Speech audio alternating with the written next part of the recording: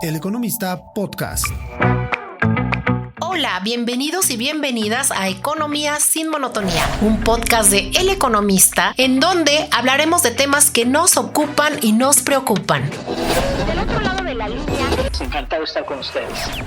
vamos a entrar en materia.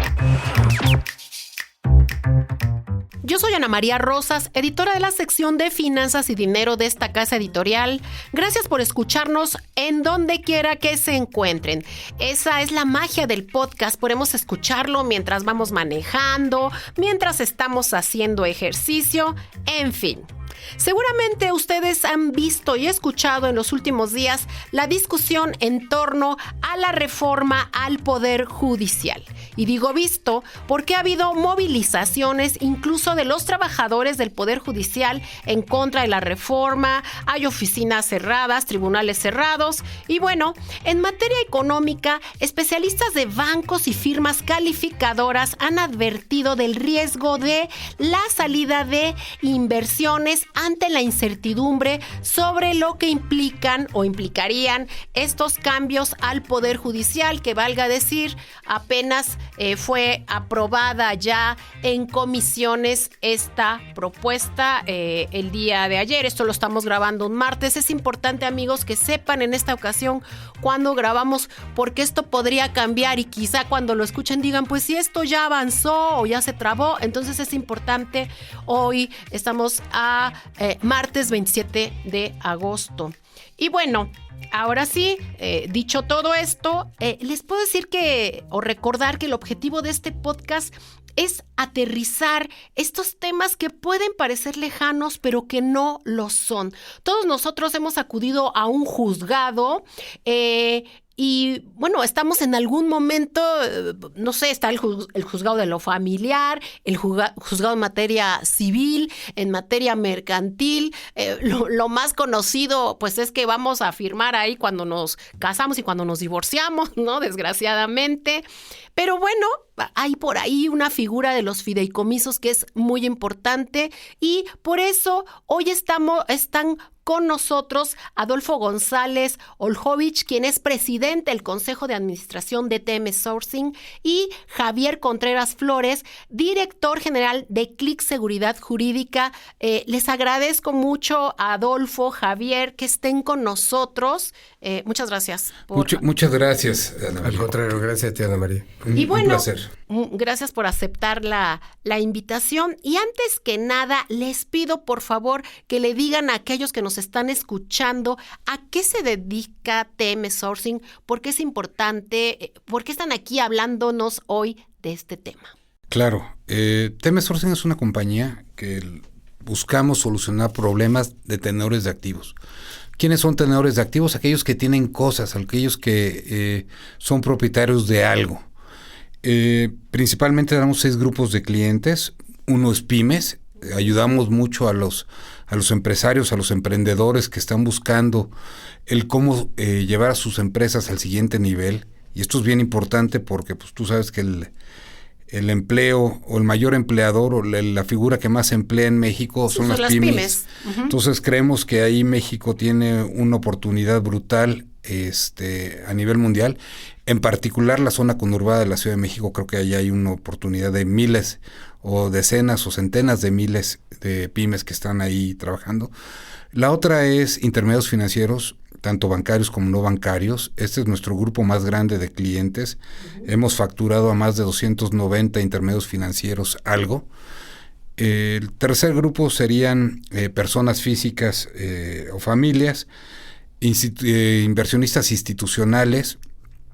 Al Estado, hemos trabajado en diferentes formas con el Estado o con diferentes países en diferentes estados. Y por último, desarrolladores inmobiliarios. Uh-huh. Esos son como nuestros clientes y ahí lo que tratamos de darles es seguridad de lo que están haciendo y hacia dónde deben de ir. A mí me pasó algo muy curioso y tiene que ver con el tema de hoy. Uh-huh. En algún momento yo acudí a la Facultad de Derecho aquí de la UNAM. Mi primer día de trabajo fue mi primer día de escuela y me mandaron a tribunales. Y la verdad creo que desde entonces no me gustó lo que estaba pasando ahí, no me gustó lo que vi ahí. Y el segundo día me mandaron y desde entonces hemos tratado como equipo de evitar que nuestros clientes lleguen a tribunales. Siempre el cómo resolver los problemas platicando, consensando, mediando es bien importante, ¿no? La actividad judicial es muy compleja, es muy complicada. La verdad es que los jueces, los secretarios y todo el equipo que está ahí tiene que saber qué está haciendo y también tiene que tener un estómago suficientemente duro para escuchar tantas historias. Exacto. Si de repente en un café las señoras o los señores cuando están echando chismes se sienten que hay temas complejos, imaginen lo que pasa en los juzgados. Entonces hay que tener cuidado, también un respeto muy importante a ese oficio. Por Y yo supuesto. creo que al rato platicaremos un poquito más la profundidad de lo que está pasando y hacia dónde creemos que debemos de ir. Y este apoyo que ustedes les dan precisamente. Y bueno, una vez que ya nos dijiste esta labor tan importante que hacen, me llamó mucho la atención esto que dices de cuando llegas a los tribunales que no te gustó. Desde la óptica de ustedes, han salido muchos, ¿no? Ha salido Fitch, ¿no? Y Fitch dice, pues ellos lo ven en grande, ¿no? Ellos lo que dicen, necesitamos un Estado de Derecho. Ante todo, ¿no? Seguridad jurídica. No la vemos. La encuesta del Banco de México, los especialistas, uno de los aspectos de los que ellos ponen ahí de por qué pueden frenar estas inversiones en México, seguridad jurídica, Estado de Derecho. ¿Qué pasa con esta reforma al Poder Judicial? ¿Cuáles son las cosas? No hay grises, ¿no? ¿Qué es lo que ustedes pueden decir? Bueno, esto es adecuado, esto podría ser adecuado, podría funcionar. ¿Y qué es lo que realmente podría ser, no sé si la palabra sea un riesgo, pero podría dificultar la un riesgo, sí, vale la pena decirlo como un riesgo. Lo primero que debo decir es que México, hay un estudio que a mí me gusta mucho, que es del World Justice Project, que tiene a México catalogado con punto 42 de 0 a 1 de Estado de Derecho. Es decir, estamos reprobados. Sí, reprobados. La Ciudad de México tiene punto 36, es decir, estamos un punto abajo en la Ciudad de México al respecto. Entonces, el Estado de Derecho en México llevamos muchos años con áreas de oportunidad. Creo que la justicia se hace en México, esta actividad de los jueces y juzgadores que platicamos, creo que es muy sana, pero están sobrepasados y quizás el diseño del sistema judicial pues es de hace varias décadas, ¿no? Así es. Del siglo pasado y hace varias décadas del siglo pasado. Entonces, yo creo que esa interacción de lo que debe de pasar es bien importante. En algunos juzgados, en algunos estados, no vamos a tocar para no enjuiciar a nadie, todavía encuentras máquinas de escribir en estos lugares. Entonces, yo creo que ahí... A la antigüita. Pues máquinas de escribir, yo todavía me acuerdo y no han de ser ni eléctricas, ¿no? de mis clases de taquimecanografía, en ¿no? la secundaria, ¿no? Sí, hace algunos ayeres. Pero creo que el tecnificar, el digitalizar, el hacer esto mucho más del siglo XXI, con las tecnologías del siglo XXI, con inteligencia artificial, con usando las capacidades y cualidades que hoy puede tener una persona para hacer esto, pues puede ser buenísimo, ¿no? Sin embargo, pues estamos del punto, vamos a ir, siendo la capital financiera de Latinoamérica, la Ciudad de México, punto 36 en Estado de Derecho, es bien triste, ¿no? Ahora, ¿qué pasa en el mundo? También hay que ver. Si tú dices... oye, en China hay Estado de Derecho, pues estamos muy parecidos a México. Sin embargo, la inversión llega fluyendo a China de manera contundente hace muchos años. Hoy, por otros temas que no son el Estado de Derecho, las inversiones están saliendo de China, están viniendo a México. Entonces, quizás el Estado de Derecho creo que a los inversionistas hay que cuidarlo. Seguramente Javier hablará más del fideicomiso y de las herramientas que hoy tenemos jurídicas. Sin embargo, creo que el Estado de Derecho es uno de los componentes dentro de una visión completa, holística, de qué va a ser un inversionista para llegar a México. Por supuesto. O sea, no es la piedra fundamental. La seguridad, seguimos viendo que en lugares como Celaya sigue llegando inversión, y Celaya, a pesar de todo lo que pasa en Celaya, y por decir Celaya, ya puse allí una fichita, pero por decir algunas de las ciudades donde pasa. Pero es un corredor del Bajío y es muy importante. Muy importante, ¿no? Y está fluyendo la información del nearshoring, está fluyendo ahí, hay nuevos trenes, nuevos parques industriales, nuevos Así es. Puertos secos. Entonces, la seguridad también es un componente. Sin embargo, las características de México ahí están y siguen creciendo, ¿no? Yo creo vemos aquí que hay que apuntalar, ojalá y sí logremos una reforma donde estén alineados los intereses de la sociedad primero. Debemos que el bien común a proteger es los valores de la sociedad. Las autoridades deben estar alineadas. Esperemos ver tanto el Poder Judicial como el Legislativo como el Judicial alineados con la sociedad y claro con los inversionistas, ¿no? Si no hay trabajo, no hay sangre en las venas y eso pues va a ser un problema, ¿no? Pero yo creo que México, nosotros lo estamos viendo de una manera muy optimista. Sí creemos que es necesaria una reforma al Poder Judicial. Hicimos una encuesta y el 66 o 67% de nuestros encuestados, que fueron como 280 personas. ¿Cuántas, perdón? Como 180, 160, 280 por ahí. Uh-huh. Sí recomienda hacer una reforma al Poder Judicial, de los cuales, claro, nos gusta usar estas definiciones que alguna vez escuché del Parlamento búlgaro que dicen, tú puedes responder 4 cosas, ¿no? Sí con salvedades, no y no con salvedades. Como la mitad de ese 66 o 67% dijo sí con salvedades. Sí con salvedades, y creo que la salvedad tiene que ver con la capacidad y cualidades de cada una de las personas que vaya a integrar al nuevo órgano judicial, ¿no?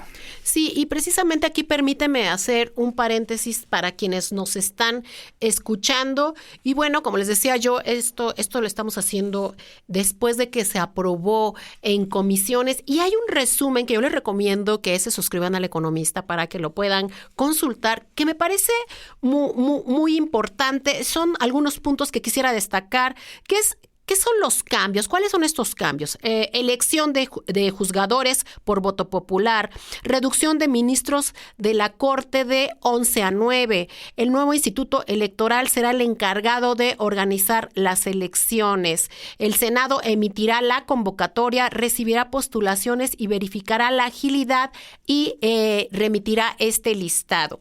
Los 3 poderes postularán hasta 10 candidatos cada uno por insaculación. Se obtendrá a 3 aspirantes por poder. Para magistrados y jueces de distrito, el Congreso propondrá 2 candidatos de cada uno. En el legislativo se escogerá a sus aspirantes por votación calificada. Los candidatos a ministros magistrados del Tribunal Procurador de Justicia Federal y magistrados del Tribunal de Justicia harán campaña. Se reduce de 15 a 12 años el periodo de ministros en el cargo. Se requiere mayoría calificada en la Cámara de Diputados y en el Senado y en los 17 congresos estatales. Bueno, esto es muy complicado, pero un poco para que sepan quienes nos escuchan porque esto es importante.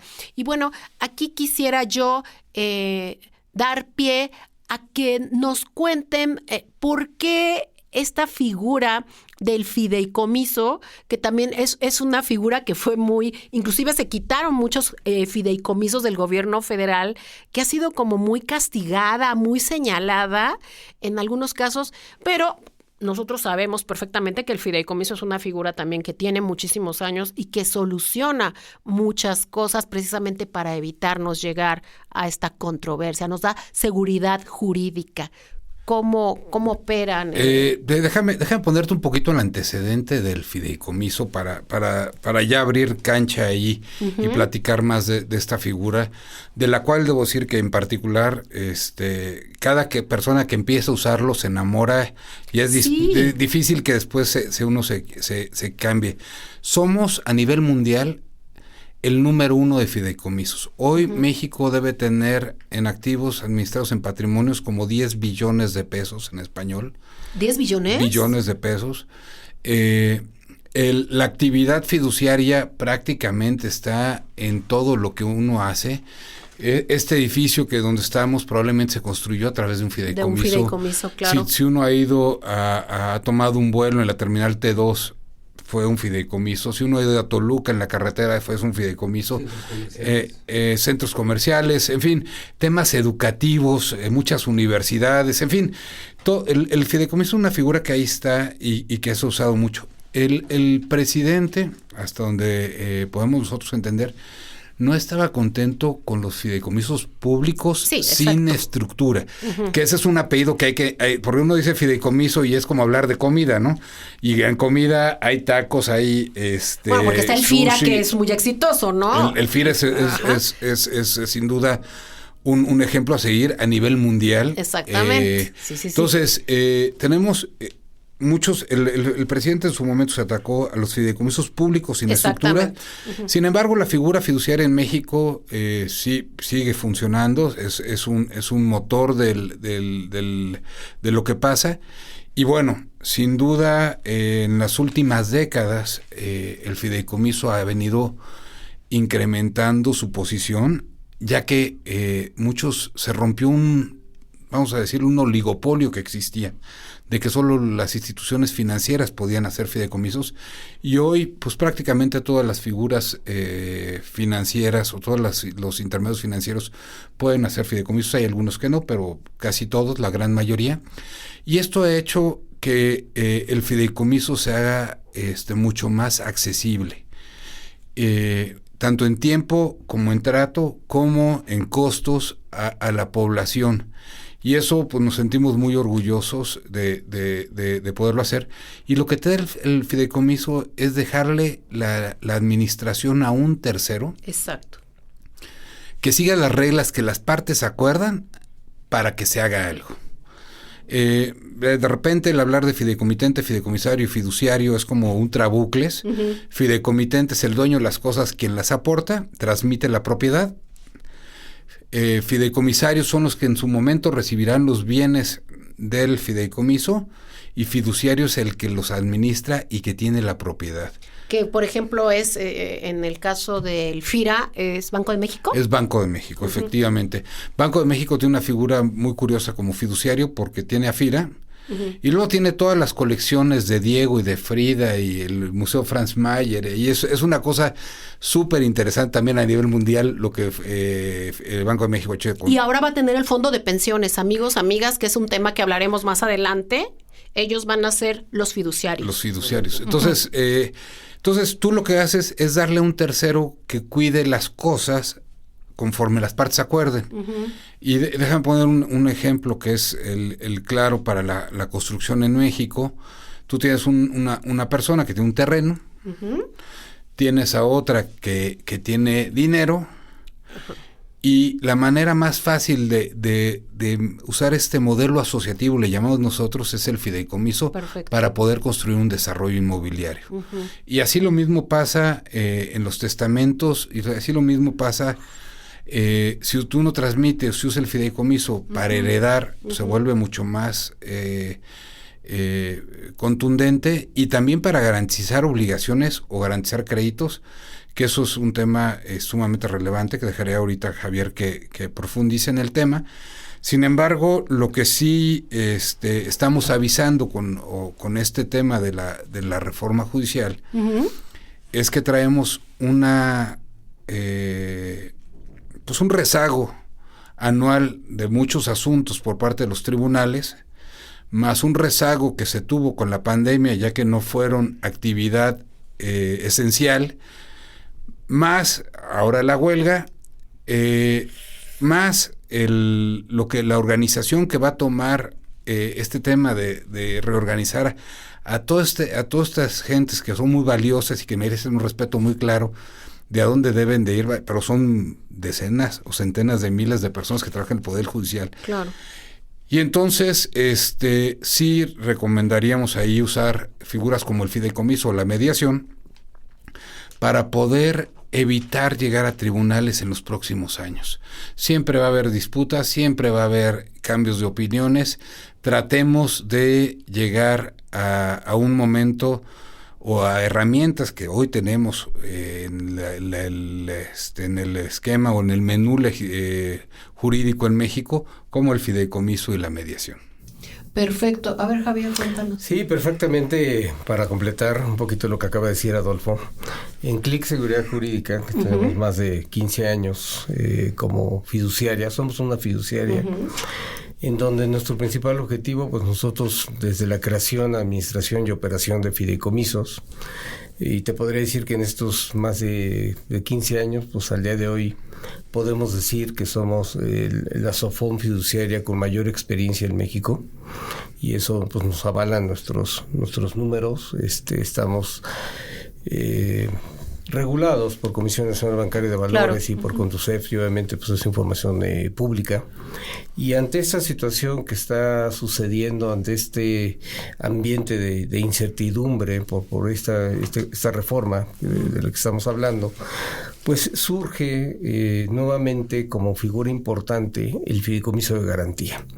Y el fideicomiso de garantía, déjame hablarte de 4 grandes beneficios que tiene. El primero es seguridad jurídica y protección de activos. ¿Qué quiere decir esto? Cuando tú constituyes un fideicomiso de garantía, como lo acaba de mencionar Adolfo, sus partes, el deudor transfiere los bienes o derechos precisamente a la fiduciaria para que lo administre, para que él los tenga. Que ese es el beneficio que le da al acreedor. Esto lo que asegura es que en caso de existir un incumplimiento, pues los activos están protegidos y disponibles para cubrir las obligaciones del deudor. Segunda, transparencia y confianza.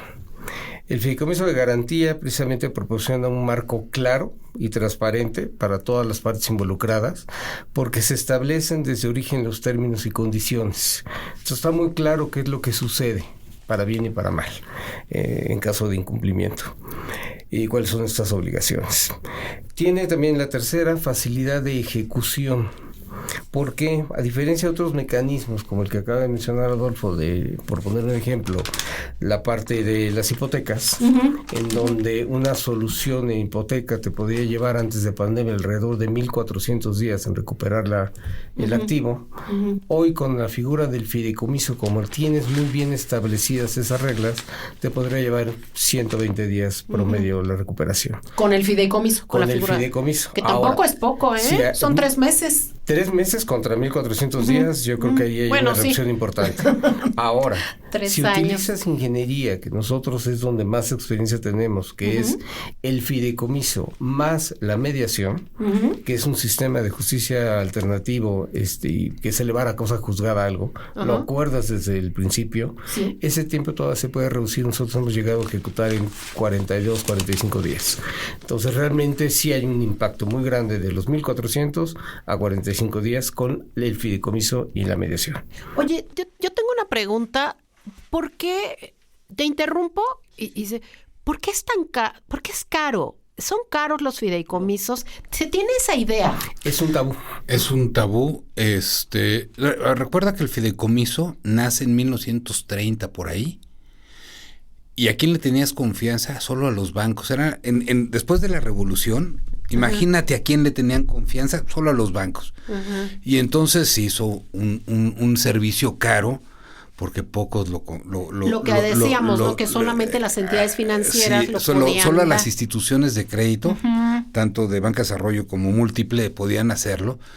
Hoy en México nosotros hemos detectado como 140 fiduciarios en toda la República Mexicana, y esto hace que sea accesible. Ahora, es importante decir que los servicios, no por ser accesibles quiere que sean baratos.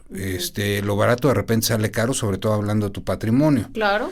O sea, el confiar en alguien que de repente te dice que va a hacer cosas y no las hace porque no alcanzó para hacerlas con el honorario que te pagó, pues te pone en una situación desfavorable. Por supuesto. Porque ese dinero va a ser más caro porque no va a pasar lo que tú querías, ¿no?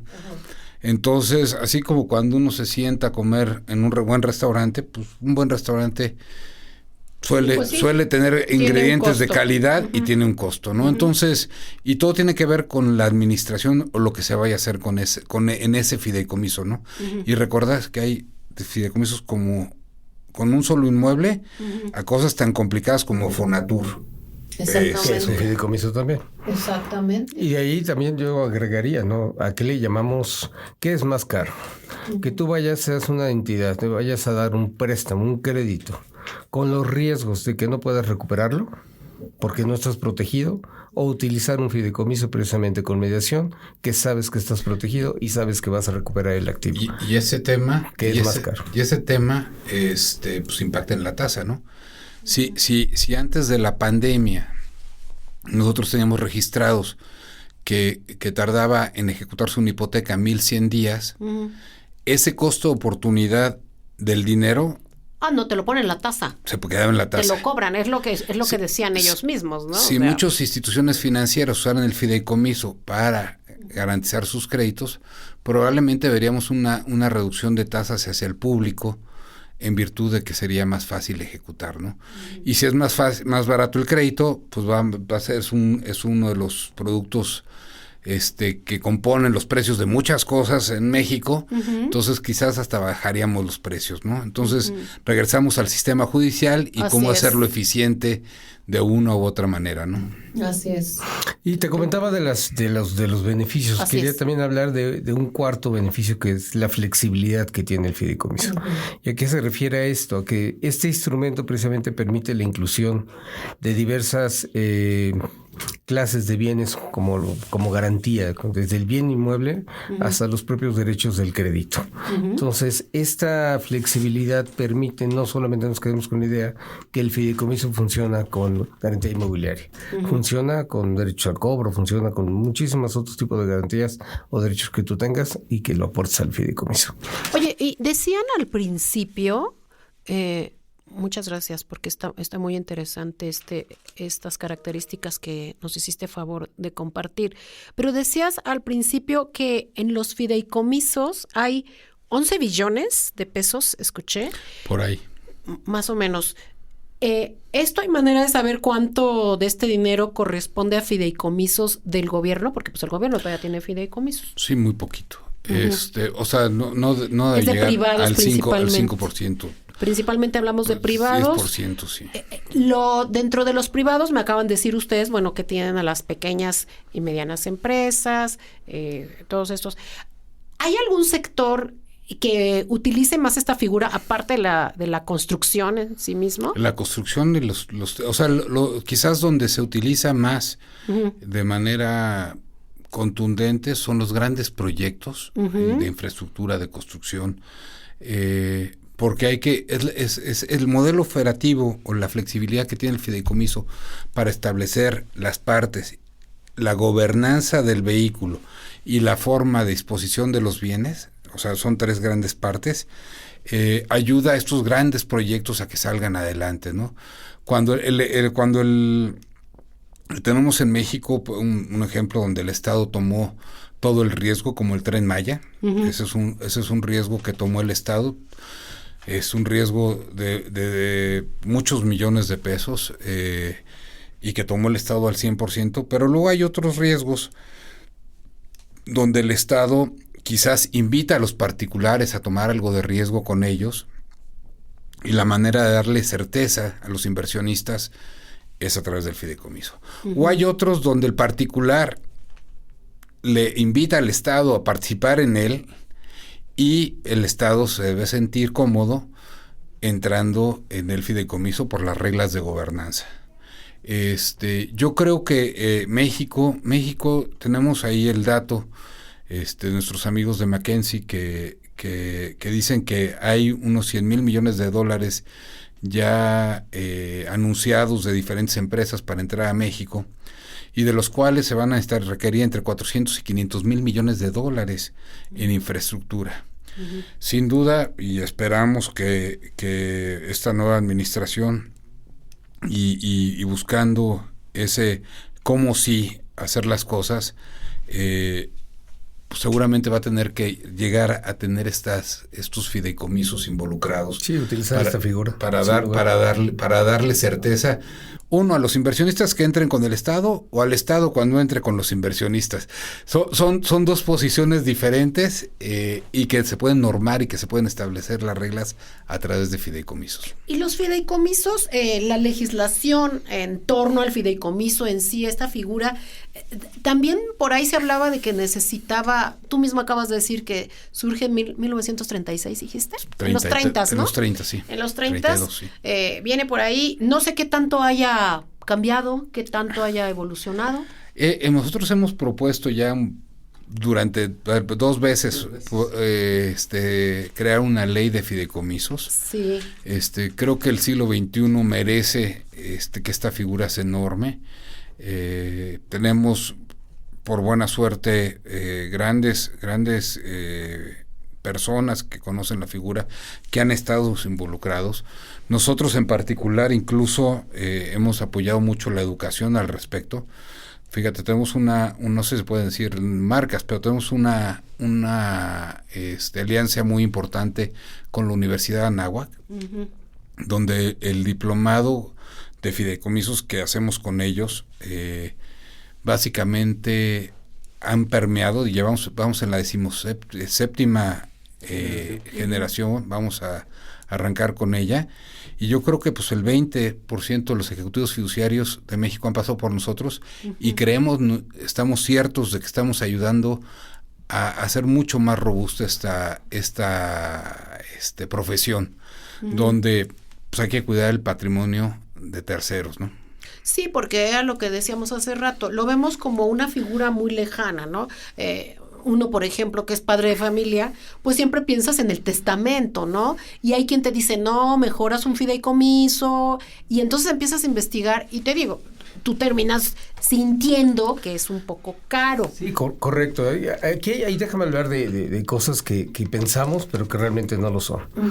Ahorita mencionaste precisamente el testamento. El testamento nosotros lo usamos como una herramienta, uh-huh, dentro de lo que llamamos una planeación patrimonial, una protección precisamente de tu patrimonio. Y aquí surgen muchos tabús. Uno de ellos, ¿cuándo la debo de hacer? Pues cuando ya sea una persona de mayor edad, porque ya voy a fallecer, estoy cercano a fallecer. No es así. Cuando tú ya tienes una familia, cuando tú ya tienes un patrimonio, pequeño o grande, no estoy hablando de tamaño, estoy hablando de patrimonio, uh-huh, tienes que sentarte a pensar qué es lo que quieres para lograr siempre una unión familiar.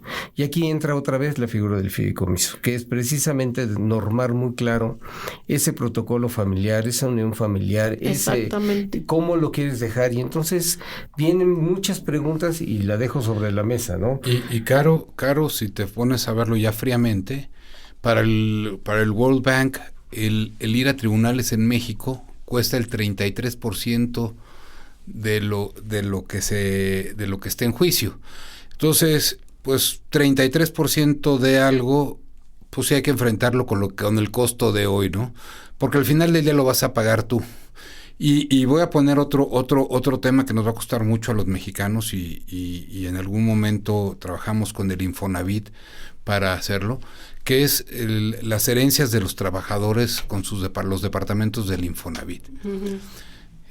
Si un departamento del Infonavit vale, vamos a poner en promedio, 500,000 pesos, 600,000 pesos, yo dejo sobre la mesa, si el ir al notario para hacer la sucesión de ese departamento te cuesta 70,000 pesos, mi pregunta sería, ¿cuántos trabajadores lo van a hacer, no? Muy pocos. Entonces, imagínate el problema que vamos a tener de miles o, uh-huh, millones de departamentos o casitas que van a estar en la siguiente generación. Se quedan así, ¿eh? Entonces, es eso. Ahí tienes el problema. Ahí da para mucho, y como viste, si nos dejas hablar aquí, sí, podemos seguirnos, porque además somos apasionados de la figura. Y a mí me parece que es muy importante y que este tipo de temas, por supuesto que yo les garantizo que nos van a escuchar hasta el final nuestros amigos, porque saben, por ejemplo, ahorita acabas de tocar un tema, ¿no?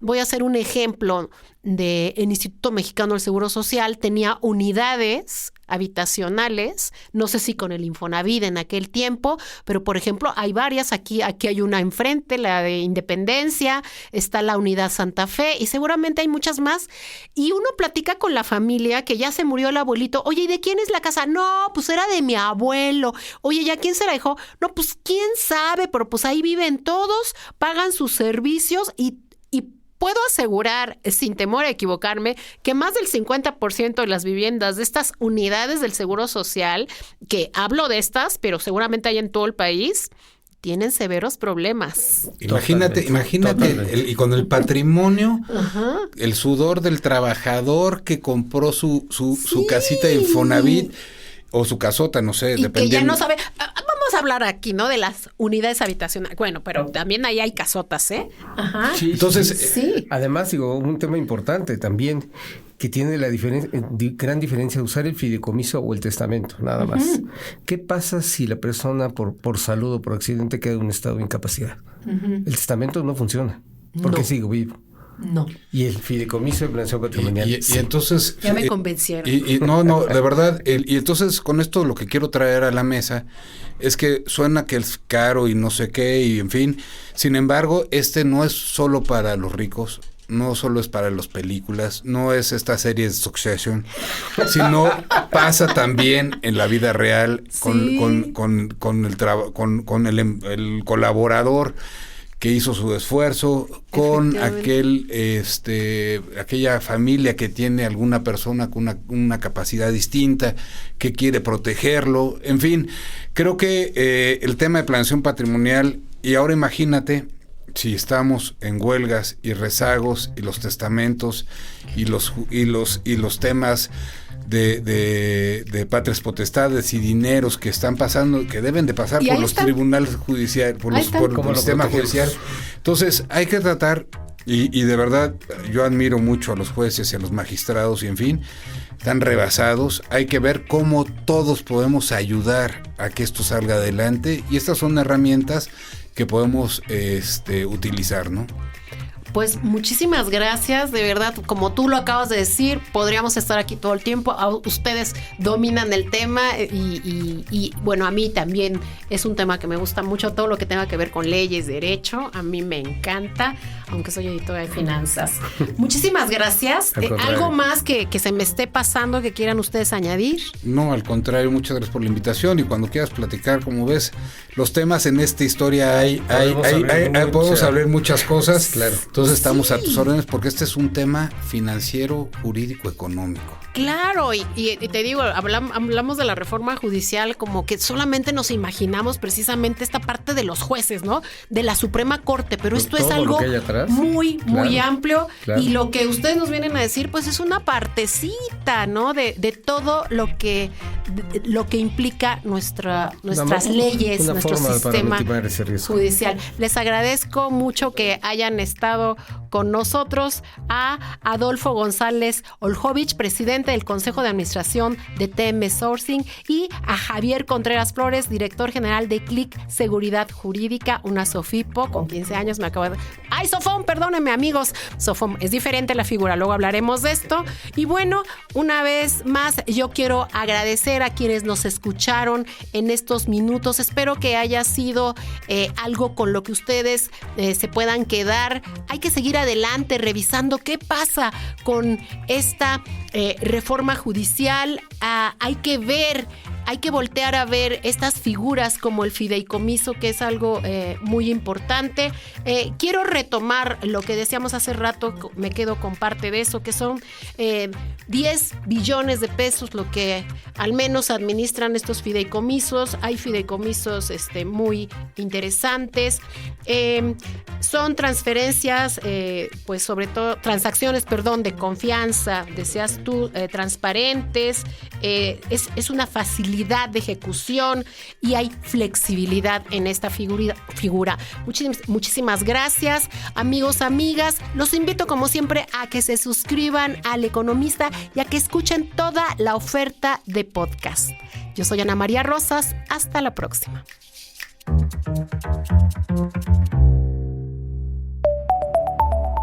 El Economista Podcast.